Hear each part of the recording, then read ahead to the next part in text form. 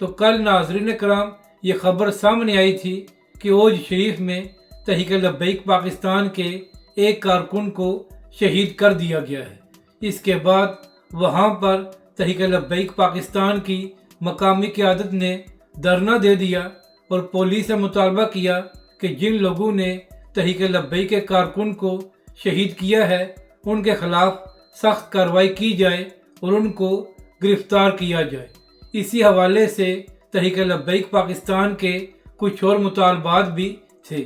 تو ناظرین کرام وہاں پر تحریک لبیک پاکستان کے اہم رہنما سید احمد شاہ بخاری صاحب بھی دھرنے میں موجود تھے۔ تو جب تحریک لبیک کے کارکن وہاں پر بیٹھ گئے اور اہم بات یہ ہے کہ تحریک لبیک کے کارکن اور قائدین پرامن تھے اور مطالبہ یہ کر رہے تھے کہ جن لوگوں نے تحریک لبیک کے کارکن کو شہید کیا ہے ان کو فوری طور پر گرفتار کیا جائے۔